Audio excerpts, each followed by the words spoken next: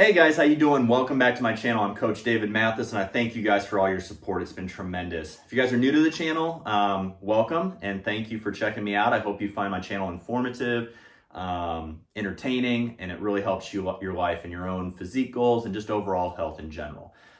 Please like, subscribe, share, hit that little notification button because I am putting out regular content that you will not want to miss. Today's segment of Ask the Coach comes from a message I got over Instagram.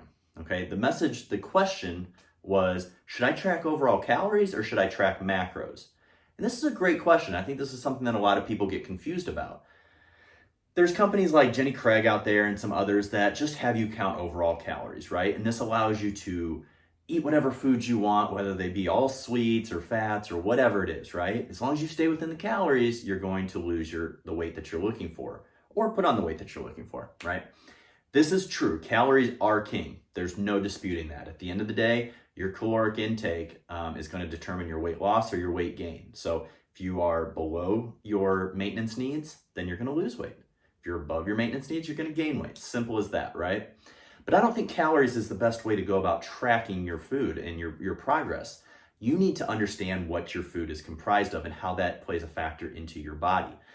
Not all macronutrients are created the same. So loading up on a diet full of carbs and fats is not going to be the same as loading up on a lot of protein, okay? Protein is a very thermogenic food, meaning it makes your body work a little bit harder to digest. Therefore, it's less likely to be stored as fat, whereas carbs and fats are very low on the thermogenic totem pole, if you want to say. So your body doesn't have to work very hard to digest it, which means two things. It's really helpful if you're working out and you're consuming just the right amount, but if you're over consuming them and you're not working out, it's going to be stored as fat very, very easily, okay? So let's take this for example. Why counting calories is not the superior way as to counting macros is. Let's say someone has a 2,500 calorie diet that they're on, okay? And that's supposed to be at their maintenance level. Well, if someone is consuming, let's say, 2,300 calories, and 2,300 calories are coming from fat and carbohydrate sources, and the final 200 calories to make up that 2,500 are coming from protein, well, you're not giving your body all the needs that it requires, right? Your body requires, just for quick, easy math, about 1 gram of protein per pound of body weight. So let's use this, for example. That 200 calories that are coming from protein, 4 calories per gram of protein, so you divide that 200 by 4, that's leaving you with 50 grams of protein, okay? You would have to be 50 pounds for that to be enough protein to support your needs. And remember, protein is not just for your muscles. There's hundreds of different processes in the body that protein is responsible for, okay? So protein is the most important macronutrient that our body can consume.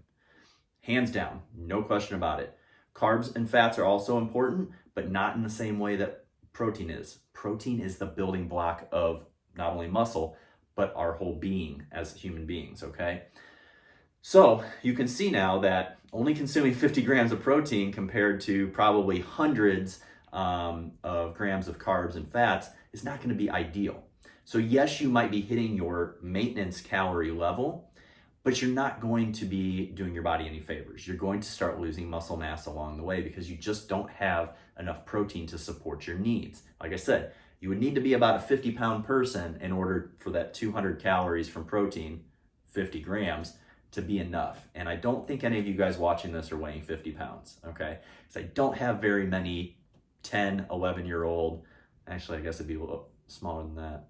I don't have very many 7 or 8-year-olds watching my channel, okay? So your protein needs are very important. So you definitely need to be getting at least 1 gram of protein per pound of body weight. Now I've got other videos that go into more specifics about your protein needs, and I'll do other videos in the future also. But for baseline, that's where you need to be.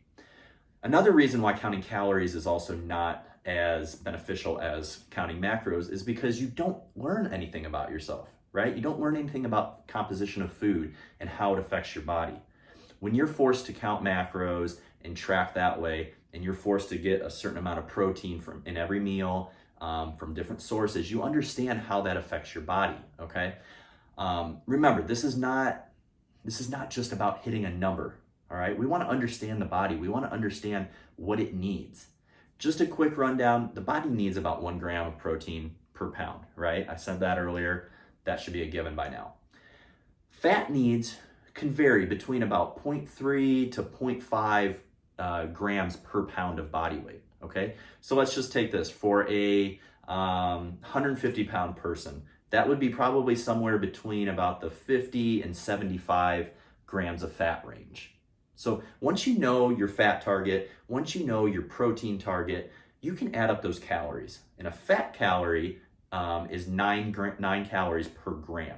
So let's just say you're taking in 10 grams of fat in a meal, you're getting 90 calories from fat sources.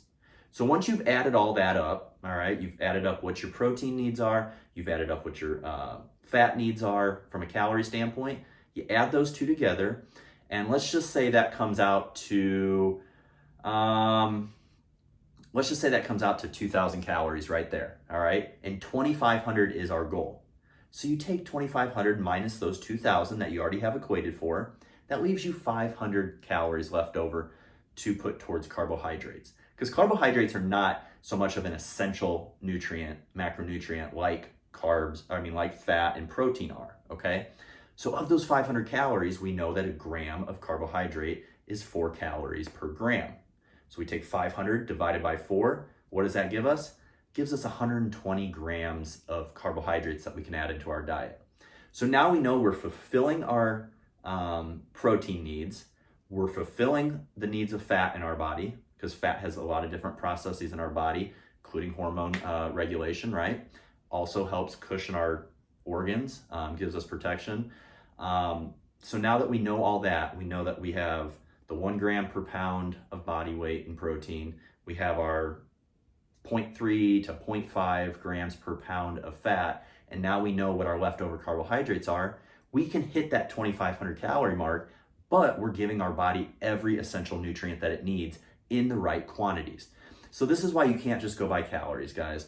This is a very, very dangerous, slippery slope to get on, because you're not really focusing on the importance of protein so much. Because let's face it, more people are going to fill up on carbs and fat sources than they are protein to hit their needs if you're just following a caloric goal to hit. So we do not want to do that. Here's the compromise though. If you do have trouble going back and forth between carbs and fats, that's okay. This is a little compromise that you can do. You can track your protein needs. Once again, you find your protein needs, and then you can track your overall calories that you need, all right? So as long as you're hitting your protein, and then you mix and match carbs and fat however you want in order to hit your overall calorie needs, you're going to be okay. Is this ideal? No. I prefer the clients that I work with, to stick to a more structured carb and fat total to hit, because like I said, fats are very essential for your body, so we want to make sure that you're taking in enough to support your needs. But this is kind of a way for some people that might have anxiety with tracking a lot to be able to get enough protein in, but still just kind of track overall calories, you see? It's kind of a compromise that some people need to do, and at the end of the day, adherence to your protein needs and your overall calories is what's going to be important. But I definitely say that just counting calories is inferior to counting macros. So I hope this helped answer a few questions from you. If you guys have any more questions, you could reach out to me at mathasfitness on Instagram. You can email me mathasfitness@gmail.com. You can go to my website, www.coachdavidmathas.com. That's mathas.com. And I'd love to help you guys out more. I am taking on new clients, so if you're interested in either prep or just lifestyle, please reach out to me. I'd love to work with you. Thank you guys so much. I hope you had a great day. I hope you guys enjoyed and got something out of this video. If you have any comments, please leave them below and I will try to get those answered for you. Until next time, remember, this Ask the Segment Coach comes from questions directly from you. So please reach out to me, and if there's a specific question that I haven't answered yet, I'll try to make a video on that for you. Have a great, wonderful day. Go train. Stay healthy.